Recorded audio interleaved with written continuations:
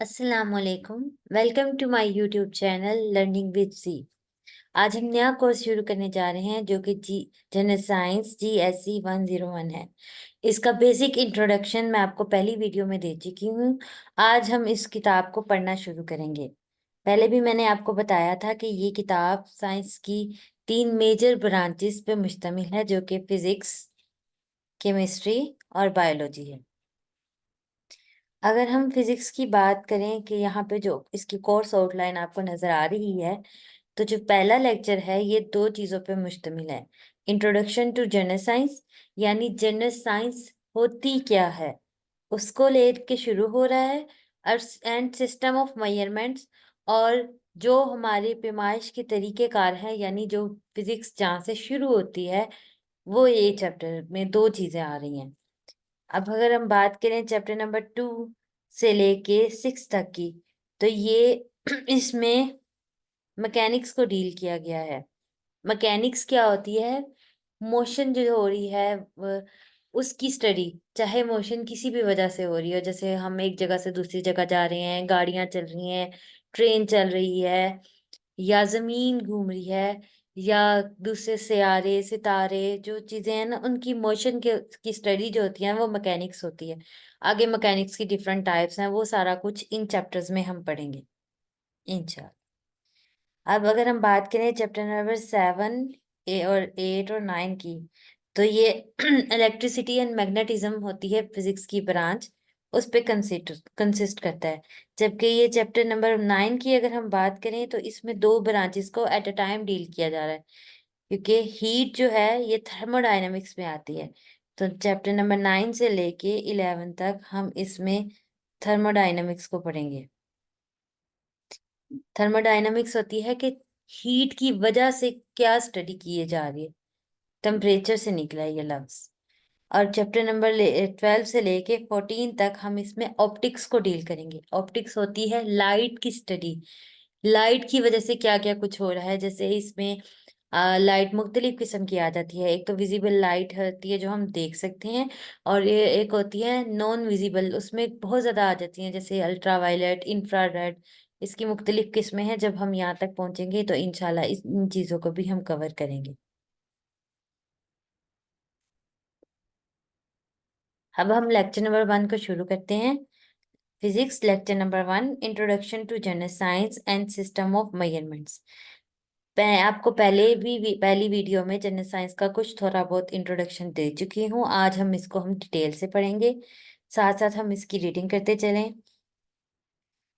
What is it that allow us to term biology, chemistry, and physics as sciences, whereas literature, languages, history, and art not termed as science? वो ये कहना चाह रहे हैं कि ऐसी क्या वजह है कि जो बायो, केमिस्ट्री और फिजिक्स, उसको तो हम कह देते हैं कि ये साइंस है, जबकि लिटरेचर है, जुबान है, तारीख है, आर्ट है, हम उसको साइंस नहीं कहते। ऐसा क्यों है? अब हम अगर इसके बारे में पढ़ें, जैसे बायोलॉजी है जो है, ये जिंदा लोग जो हैं, जिंदा लोग, जिंदा जानवर, पौधे, ये वायरस, बैक्टीरिया, इन सब की स्टडी जो है वो इसके अंडर आती है। जब हम ये बायो वाला सेक्शन पढ़ेंगे तो उसको भी डिटेल में देख लेंगे। केमिस्ट्री में केमिकल्स की स्टडी होती है, चाहे वो केमिकल्स ह्यूमन बॉडीज में पाए जाते हों, चाहे वो जानवरों में, पौधों में पाए जाते हों, या फिर वो नॉन लिविंग थिंग्स में पाए जाते हों, जैसे कि जमीन में, कुर्सी में, मेज में, किसी ना किसी और चीज में, इसी तरह। और फिजिक्स ये होती है study of matter and energy, यानी मैटर क्या होता है? मादा, यानी कोई भी चीज जो स्पेस ले ले, जगह घेरती हो, वो मैटर होता है। और एनर्जी, एनर्जी मुख्तलिफ किस्म की होती है, वो भी हम जब आगे इसको बार बार पढ़ेंगे तो इसको डिटेल में ले जाएंगे। तो इनके जो आपस में इंटरेक्शन होता है उसको स्टडी कहते, उसको हम फिजिक्स कहेंगे। जबकि लिटरेचर, लिटरेचर क्या है? वो जैसे आप अफसाने, कहानियां वगैरह पढ़ते हैं, उसको कहते हैं लिटरेचर। जुबानें मुख्तलिफ होती हैं, जैसे हम उर्दू भी बोलते हैं, इंग्लिश भी बोलते हैं, मुख्तलिफ और जुबानें होती हैं। तो ये चीजें साइंस क्यों नहीं कहलाती? इसलिए क्योंकि इसमें बहुत बड़ा फर्क है। फर्क क्या है कि साइंस जो है वो एक्सपेरिमेंट्स का नाम है कि हम तजुर्बात करके देखें, हम कोई तरीका कार बनाएं, हम उसको देखें, परखें कि ये सारा कुछ कैसे हो रहा है। तो ये होती है science. The answer to this question is the reproducibility of the result. Reproducibility of the result का मतलब है कि हम एक ही नतीजे को बार बार निकाल सकते हो। यानी अगर साइंटिस्ट ने कोई रिसर्च की होती है ना कि ये काम हम ये एक्सपेरिमेंट ऐसे करेंगे तो ऐसे इसका रिजल्ट आएगा, तो दोबारा भी जो करेगा तो उसका वही रिजल्ट आना चाहिए, वरना वो साइंस नहीं होगी। Is the basic difference between science and humanity. Science is something which deal with experimentations. यानी साइंस वो चीज़ है जो तजुर्बात करती है, has certain methods and procedures और उसके मुख्तलिफ तरीकाकार होते हैं. We can better understand about reproducibility as whatever a person is saying, another scientist or researcher in another laboratory can reproduce those results. वही चीज़ जो मैंने आपको पहले कही है कि हम अगर कहीं पे पढ़ते हैं ना कि या पढ़ें या सुने कि फलां साइंटिस्ट ने ऐसे काम किया और ऐसा उसका नतीजा आया, तो अगर हम भी वो उसी तरीके से करें, हमारा भी रिजल्ट उसका वही आना चाहिए। अगर रिजल्ट वो नहीं आ रहा तो उसका तजुर्बा ठीक नहीं है या फिर हमने कोई गलती की है, वरना साइंस के तरीके कार जो रिपीट किए जाएं तो रिजल्ट भी वही आता है। For example we take a small piece of equipment. कोई भी चीज ले ली हमने, measure its length and reported that its length is 10 centimetre. उस इक्विपमेंट की हमने लेंथ मेजर की है, पैमाइश की है, 10 सेंटीमीटर आया है। अब चाहे मैंने चेक किया है, चाहे कोई और चेक करे, चाहे जितने मर्जी लोग चेक करें, उस इक्विपमेंट की लेंथ कभी भी चेंज नहीं होगी। अगर वो किसी को सही नजर नहीं आ रही, उसको 11 आ गया, 9 आ गया, तो उसने सही मेजर नहीं किया होगा, इसकी लेंथ नहीं चेंज हो सकती। Another person who has the same equipment can do this and confirm the result। यानी वो कोई और शख्स जिसके पास उसी जैसा हो इक्विपमेंट, या कह लो वही इक्विपमेंट हो, तो उसका भी यही रिजल्ट आएगा। In other words, we can say that under similar condition and circumstances will lead to the similar result। यानी एक ही तरह की कंडीशन में, एक ही तरह के हालात में अगर कोई एक्सपेरिमेंट किया जाए तो उसका नतीजा भी वही आता है या उस जैसा ही आता है। ये है science. Science is basically means to look, observe and discover something. यानी साइंस क्या कहती है कि हम उसको देखें, उस पर गौर करें और कोई नया नतीजा जो है वो उससे निकालें। अब साइंस का एक प्रॉपर तरीका कार होता है जिसको हम कहते हैं साइंटिफिक मेथड। वो क्या होता है? Scientific method is a method of procedure consisting in systematic observation, या यानी ऑब्जर्वेशन होता है मुशाहिदा, हम उसको देखें कि कोई चीज कैसे हो रही है। मेजरमेंट, हम उसकी पैमाइश करें। एन एक्सपेरिमेंट, और उस पर तजुर्बा करके देखें। एंड द फॉर्मुलेशन, यानी ये कोई फार्मूला बनाना है या कोई तरीका अखज करना है कि वो उसको बनाएं। टेस्टिंग, और उसको जो आपने फार्मूला बनाया उसकी टेस्टिंग की। And modification of hypothesis. Hypothesis होता है हमने एक काम करने से पहले सोच रखा होता है कि ये काम ऐसे होगा, इसका ये रिजल्ट आएगा। जो रिजल्ट हमने सोचा होता है ना, पहले से ख्याल बनाया होता है, वो ठीक भी हो सकता है, गलत भी हो सकता है। तो हाइपोथेसिस को हम बनाते हैं और फिर पूरे प्रोसीजर को एक्सपेरिमेंट तक पहुंचने के बाद हमें पता चलता है कि वो ठीक है या नहीं। It is just a road map for study of science itself. ये एक रोड मैप, यानी एक हमने अपना तरीका बनाया हुआ है कि हमने ऐसे ऐसे करना है। It is through this process of experimentation and refinement by which new scientific knowledge is generated. इस तरह से नया साइंस का इल्म जो है वो जारी होता है। It is a process through which we explore. Explore यानी हम ज्यादा से ज्यादा तशखीस किए जाते हैं, ज्यादा से ज्यादा उस पर गौर करते हैं कि हाँ अब क्या, अब क्या। ऑब्जर्व एंड एक्सपेरिमेंट, उसके मुशाहिदे करते हैं और तजुर्बे करते हैं। Scientist use this to search the cause and effect relationship in nature as something happen by something which is causing it. ये तरीकाकार साइंसदान तब यूज करते हैं जब वो देखें कि नेचर में किसी वजह से या कोई तब्दीली आए, तो वो चेक करते हैं कि ऐसा क्यों हो रहा है। Hypothesis is nothing just a statement conveying that we observed something। Hypothesis क्या होता है? एक लाइन होती है, एक स्टेटमेंट होती है जो किसी बात को बता रही होती है कि वो कैसे हम उसका मुशाहिदा करेंगे। Then we test that statement through experiment and get a set of result. फिर हम उस पे तजुर्बा करते हैं और उसका आंसर हमें मिलता है, जिससे हमें पता चलता है here we can reach at 3 conclusion. हमारे पास उससे 3 नतीजे अखज़ होते हैं। पहला क्या है, hypothesis is correct and reported. जो हमने हाइपोथेसिस सोचा था वो बिल्कुल ठीक है और हम उसको रिपोर्ट कर देते हैं कि ये ऐसे है। दूसरा क्या हो सकता है, hypothesis is partially correct and reported. यानी जो हमने बनाई थी स्टेटमेंट वो आधी ठीक है और आधी गलत है, तो जो आधी ठीक है वो हम रिपोर्ट कर देते हैं कि ये ऐसे है। और क्या हो सकता है, जो हमने हाइपोथेसिस सोचा होता है वो गलत भी हो सकता है, hypothesis is incorrect. If we reach at result 2 और 3 then we again observe the facts. जब हमारे पास 2 और 3 आता है हम दोबारा उसको एक्सपेरिमेंट को करने की कोशिश करते हैं, मुशाहिदा करते हैं। कंसल्ट विद एक्चुअल रिजल्ट, फिर हम उनसे कंसल्ट करते हैं जो हमारे नतीजे आए होते हैं। And keep testing until reach the actual result, और उसको बार बार चेक करते हैं जब तक हम एक नतीजे पर सही से पहुंच नहीं जाते। All sciences obey two philosophical principles.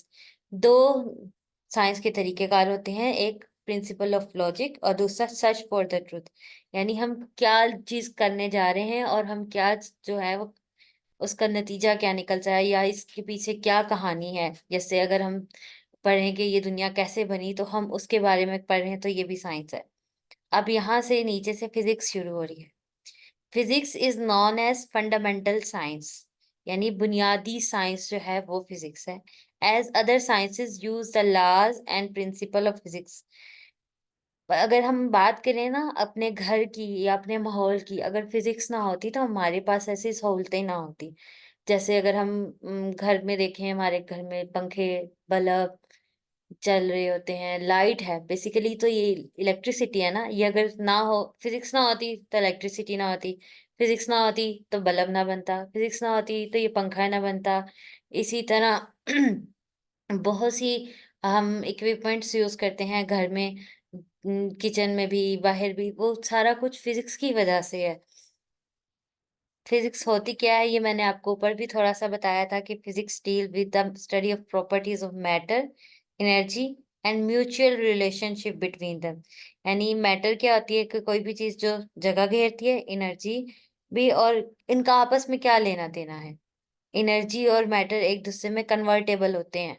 आप लोगों ने आइंस्टाइन की मोस्ट फेमस इक्वेशन भी सुनी होगी, E is equal to mc²। उससे क्या होता है कि मैटर एनर्जी में और एनर्जी मैटर में कन्वर्ट हो सकता है। आगे चलें। The system international unit is a system of units which is use for measurement of different thing internationally. अच्छा, पहले पहले क्या होता था कि पैमाइश के कोई तरीकेकार नहीं होते थे। जैसे अब हम कहते हैं ना इंचेस में, सेंटीमीटर में, मीटर में, तब ये चीजें नहीं हुआ करती थी एक टाइम पर।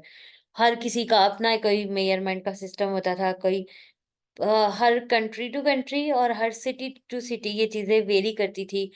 फिर उसके बाद एक टाइम आया था जब एक इंटरनेशनल कॉन्फ्रेंस हुई थी जिसमें सिस्टम इंटरनेशनल बनाया गया था। अब पूरी दुनिया में 1 किलोग्राम की एक ही वैल्यू है, 1 सेंटीमीटर की एक ही वैल्यू है। तब ऐसे नहीं होता था। Measurement system develops over centuries, बहुत सदियां लगी इसको बनने में। The first measurement which is recorded is cubit. ये कोई बहुत पुरानी इजिप्शियन थी में सिस्टम ऑफ मेजरमेंट था। It is a measurement of length. अब जैसे हम सेंटीमीटर वगैरह में करते हैं ना, तब क्यूबिट कोई सिस्टम था। It comes from ancient Egypt. It is the length of tip of the finger to the bottom of arm of a फिरौन। फिरौन की उंगली के साइज के कह लो बराबर ये एक लेंथ थी। In SI units there are 7 basic base units.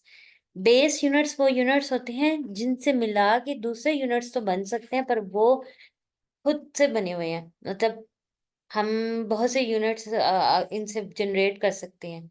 जो इनसे जनरेटेबल होते हैं वो होते हैं डिराइव यूनिट्स। और ये बेस, इस 3 टाइप्स होती हैं, बेस, डिराइव्ड और सप्लीमेंट्री यूनिट्स। ये आपने 9th क्लास की फिजिक्स में भी पढ़ा होगा। बेस यूनिट्स ये 7 होते हैं। लेंथ का यूनिट है मीटर, मैस का यूनिट है किलोग्राम, टाइम का सेकंड, करंट का एम्पियर, टेम्परेचर का kelvin, quantity of a substance के मोल, और ल्यूमिनिसिटी का कैंडेला, ल्यूमिनिसिटी होती है लाइट, कितनी रेडियंस है इसमें, कितनी ब्राइटनेस हमें नजर आ रही है इसकी। और बेस यूनिट्स के अलावा हमारे पास ये दो सप्लीमेंट्री यूनिट होते हैं, ये एंगल होते हैं, प्लेन एंगल और सॉलिड एंगल। प्लेन एंगल होता है रेडियन और इस टी रेडियन होता है सॉलिड एंगल। अब जब हम मैंने आपको पहले भी कहा था, एक तीसरा यूनिट की टाइप होती है डिराइव यूनिट। डिराइव होता है कि दो या दो से ज्यादा यूनिट्स जो होते हैं ना मिला के बन रहे। जब तो हम किसी क्वांटिटी को आपस में प्लस या माइनस कर रहे होते हैं तो उसका यूनिट चेंज नहीं होता, लेकिन अगर हम किसी दो फिजिकल क्वांटिटीज को मल्टीप्लाई करें या डिवाइड करें तो उससे नया यूनिट जनरेट होता है। जैसे अगर हम बात करें एरिया, एरिया निकालने का तरीका होता है ना लेंथ इंटू ब्रेथ, तो वो इसका यूनिट भी मीटर है तो इसका यूनिट भी मीटर है, तो एरिया का यूनिट होता है मीटर स्क्वायर। तो ये डिराइव यूनिट है। इसी तरह स्पीड, स्पीड क्या होती है, जितना हम डिस्टेंस ट्रेवल कर रहे हैं, कितने टाइम में कर रहे हैं, उसको डिवाइड कर दे, तो इसका होता है यूनिट मीटर, और इसका क्या सेकंड, तो मीटर पर सेकंड इसका यूनिट हो गया। साइंटिफिक नोटेशन, साइंटिफिक नोटेशन ये होती है कि आपने अक्सर कैलकुलेटर पे भी देखा होगा, जब हम बहुत बड़ी बड़ी कैलकुलेशन करते हैं वो ऑटोमेटिकली कैलकुलेटर पे इस किस्म का रिजल्ट आ जाता है, 10 पर पावर में कोई प्लस में या माइनस में, जैसे यहाँ 8 लिखा है, यहाँ -5 लिखा है। तो हम क्या करते हैं कि बहुत बड़ी बड़ी वैल्यू है ना, जिसमें जैसे इतने जीरो डाल रहे हैं यहाँ, जैसे यहाँ पे भी, उसको स्मॉल करके लिखने के लिए उसको 10 की पावर्स में लिखते हैं। इसको कहते हैं साइंटिफिक नोटेशन। जैसे हमने इसका तरीका ये होता है कि एक नॉन जीरो डिजिट लिखना होता है हमने पहले, उसके बाद पॉइंट के बाद बाकी चाहे जीरो है या नॉन जीरो वो, और यहाँ पे फिर पावर में लिख देते हैं। अगर ये देखें, अगर यहाँ पे सारे जीरो हैं तो जस्ट 1 10⁻⁸। लेकिन ये देखें यहाँ पे पहले ये जीरो है ना, और ये आगे 2315 है, तो इसलिए 2315 हमने पॉइंट के बाद लास्ट में लिखना है। और इसका तरीका ये होता है कि जितने ये जीरो हैं उतने यहाँ पे पावर आएगी। लेकिन जब यहाँ पे होते हैं ना, ये एक तो पहली बात नेगेटिव में आएगी क्योंकि ये पॉइंट जीरो पहले है, दूसरा ये कि जितने यहाँ पे जीरो होते हैं उससे एक ज्यादा पावर आती है, जैसे 1 2 3 4, तो यहाँ पे हम -5 लिखेंगे। All the quantities in physics need three things to be defined and four if we add the direction। यानी कोई भी फिजिकल क्वांटिटी होती है उसको एक्सप्लेन करने के लिए, बताने के लिए हमें चार चीजें चाहिए होती हैं या तीन। चौथी चीज होती है डायरेक्शन, वो हर किसी के लिए नहीं होती क्योंकि फिजिकल क्वांटिटीज होती हैं दो तरह की, एक होती है स्केलर, एक होती है वेक्टर। वेक्टर के लिए हमें सिर्फ तीन चीजें चाहिए होती हैं। कौन कौन सी? A number telling us how much, यानी कि कितना है, जैसे एक दो। लेकिन खाली एक दो तो कुछ भी नहीं, कोई कह दे कि एक दूध ले आओ, क्या मतलब एक दूध ले आओ, तो हमने उसको यूनिट भी बताना है। जैसे कहते हैं 1 किलो दूध लेके आओ या 2 किलो दूध लेके आओ, इसी तरह a unit telling us what the quantity is, कि कितनी क्वांटिटी, पहले हाउ मच फिर क्वांटिटी। प्रीफिक्स यानी बहुत बड़ी वैल्यू है, अगर जैसे हम अपने मोबाइल की वो बताते हैं कि मेमोरी कितनी है, जीबी है, तो जी क्या है, गीगाबाइट है ना। तो वो prefix if required quantity is very large और वेरी स्मॉल लाइक मेगावाट और नैनोमीटर। नैनो होता है 10⁻⁹, यानी बहुत छोटा हो या बहुत बड़ा हो तो हम उसके लिए प्रीफिक्स लगाते हैं। डायरेक्शन, जैसे हम कहेंगे कि जहाज उड़ रहा है तो किस तरफ को उड़ रहा है, गाड़ी चल रही है तो किस डायरेक्शन में चल रही है, तो वो वेक्टर क्वांटिटीज हो जाती हैं। कॉमन प्रीफिक्सेस यहाँ पे ये 9 लिखे हुए हैं। नैनो होता है 10⁻⁹, माइक्रो 10⁻⁶ को कहते हैं, मिली 10⁻⁻3, सेंटी 10⁻⁻2, ये बाकी ये पॉजिटिव वाले किलो 10⁻3, मेगा 10⁻6, गीगा 10⁻9, टेरा 10⁻12 और पीटा 10⁻15। आगे फिजिक्स की कुछ ब्रांचेस डिस्कस की गई हैं। Physics is divided into two main branches. Main branches कौन कौन सी हैं? Classical physics and modern physics. Classical physics है वो फिजिक्स जो पुराने जमाने की फिजिक्स थी। कुछ चीजें अभी भी वो लास्ट चल रहे हैं। एक चीज है, एक बाउंड्री है इन दोनों के दरमियान में, जहाँ पे कुछ चीजें क्लासिकल फिजिक्स नहीं एक्सप्लेन कर सकती, मॉडर्न कर सकती है, इसी तरह कुछ चीजें मॉडर्न फिजिक्स एक्सप्लेन नहीं कर सकती, क्लासिकल फिजिक्स कर सकती है। Classical physics deals with the mechanics, waves and light, heat and electricity and magnetism। यानी कितनी ब्रांचेस, मैकेनिक्स भी इसमें आ जाती है, वेव्स और लाइट भी इसमें आ जाती है, हीट एंड इलेक्ट्रिसिटी और मैग्नेटिज्म भी इसमें आ जाता है। डिटेल में हम इन ब्रांचेस को तब पढ़ेंगे जब हम इनकी आगे चैप्टर्स में स्टडी करेंगे, क्योंकि मैकेनिक्स का भी काफी बड़ा पोर्शन इसमें है, इलेक्ट्रिसिटी एंड मैग्नेटिज्म वाला भी है, हीट और लाइट वाला भी है। Modern physics deal with the quantum mechanics and atomic and nuclear physics. आपकी बुक में आपने जस्ट इसकी डेफिनेशन करनी है, इस ब्रांच को डिटेल में लेक्चर में नहीं दिया गया, तो वो आपकी कोर्स की आउटलाइन में नहीं आता। Mechanics is a branch of science which deals with the study of motion of objects. अब मोशन दो तरह से होती है, एक किसी फोर्स की वजह से मोशन हो रही होती है, और एक फोर्स के बगैर हो रही होती है। जो फोर्स के बगैर मोशन होती है हम उसको कहते हैं काइनेमैटिक्स, और जो फोर्स की वजह से हो रही होती है उसको हम कहते हैं dynamics. Kinematics, it is a branch of physics which deals with the study of motion of bodies without the influence of force. और डायनामिक्स क्या है? It is a branch of physics which deal the study of motion of bodies under the action of force. यानी force की वजह से हो तो dynamics, और उसकी असर के बगैर हो तो काइनेमैटिक्स। आगे क्या है? State of rest, state of motion. अब स्टेट ऑफ रेस्ट क्या है कि कोई बॉडी अपनी पोजीशन जो है अपनी सराउंडिंग्स क्या होता है, इर्द गिर्द के लिहाज से अगर तब्दील नहीं कर रही तो वो रेस्ट में है, यानी हालत सुकून में है।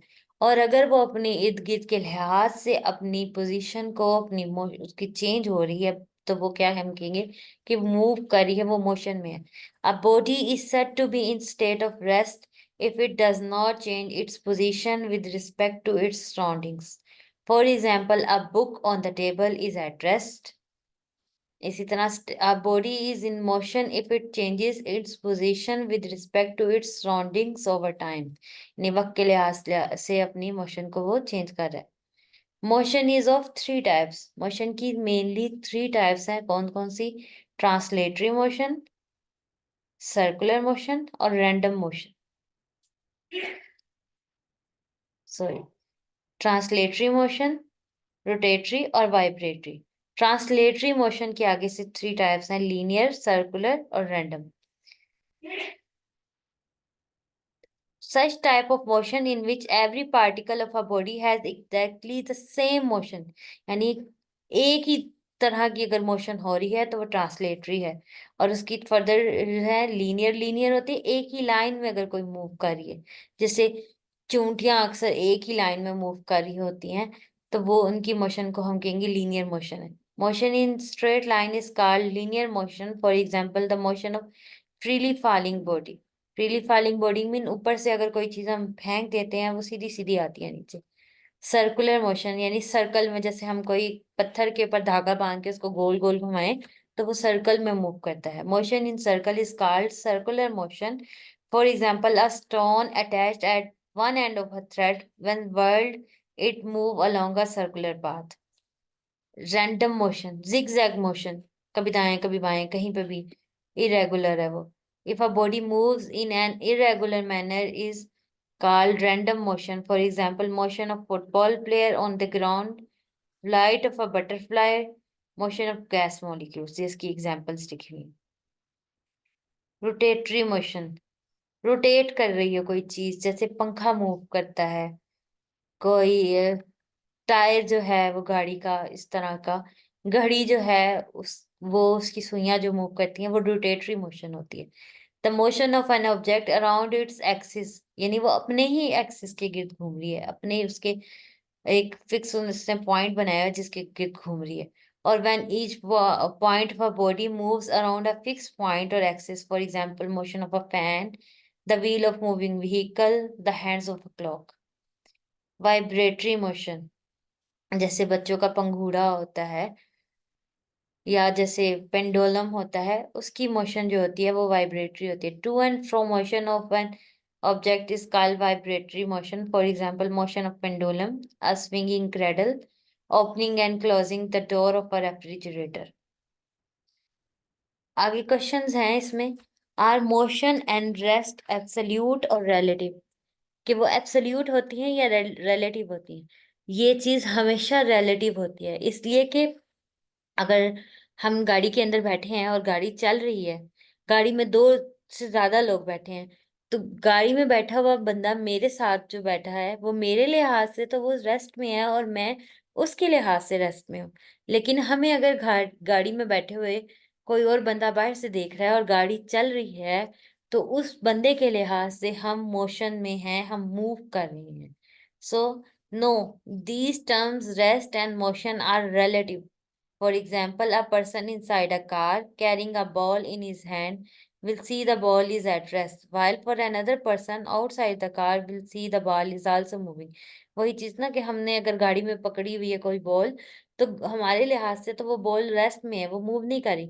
लेकिन जब बाहर से कोई ऑब्जर्वर, कोई शख्स देखेगा, तो उसको यही लगेगा ना कि बॉल भी साथ साथ जा रही है।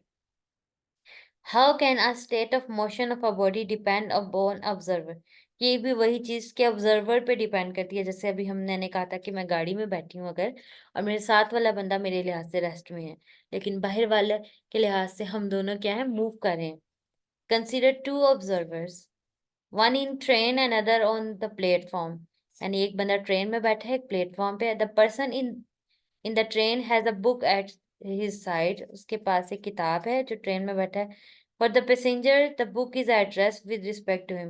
पैसेंजर यानी जो ट्रेन में बैठा हुआ एक ऑब्जर्वर, वो वाला, उसके लिहाज से बुक जो है वो मूव नहीं करी। For the observer on the platform the book would move at a speed as the train hurts hustle part. यानी जब जैसे जैसे ट्रेन मूव कर रही है, उसको किताब भी मूव करती नजर आएगी ना, क्योंकि बंदे भी हमें ऐसे लग रहा था जा रहे हैं, तो उसके लिहाज से वो किताब जो है वो मोशन में है। Thus the position of the observer would determine the state of a motion of a body. यानी ऑब्जर्वर की पोजीशन के लिहाज से हम बताते हैं कि जो बॉडी है वो मूव कर रही है या रेस्ट में है। Can we say that a body is completely at rest और a body is at absolute rest? क्या हम कह सकते हैं कि कोई चीज जो है वो मुकम्मल तौर पर रेस्ट में है या एब्सोल्यूट रेस्ट में है? तो consider the book on the table. किताब जो है, हम अगर फर्ज करें कि मेज पे पड़ी है, even though the book is at rest with respect to table, बेशक किताब जो है वो टेबल के लिहाज से वो रेस्ट में है। It is nevertheless moving with the earth as it rotates on its axis and revolve around the sun on in orbits. लेकिन देखें, किताब जो है वो अगर हम देखें कि हमारी अर्थ तो मूव कर रही है ना, उस लिहाज से वो मोशन में है। Also we do know the sun, the galaxy and of course the universe is in motion. हमें पता है कि हमारी अर्थ भी मूव करती है, हमारा सोलर सिस्टम भी मूव कर रहा है। इसी तरह हम एक गैलेक्सी में है, मिल्की वे गैलेक्सी है, वो भी मूव कर रही है, और हमारा पूरा का पूरा यूनिवर्स जो है यानी हमारी कायनात है वो भी मोशन में है। इसीलिए कॉन्सेप्ट ऑफ कंप्लीट और absolute rest is not attainable at present. यानी मुकम्मल तौर पे कोई भी चीज़ हालत सुकून में नहीं हो सकती। यहाँ पे हमारा लेक्चर नंबर 1 ख़त्म हो गया। अगर आप लोगों को कोई भी क्वेश्चन हुई तो आप कमेंट सेक्शन में मेरे से पूछ सकते हैं। मैं भरपूर कोशिश करूंगी कि आपके हर सवाल का आपको जवाब दे सकूं। Thank you for watching my video. Please like my, इस मेरे चैनल को लाइक करें, सब्सक्राइब करें और वीडियो को शेयर करें। अल्लाह हाफिज़।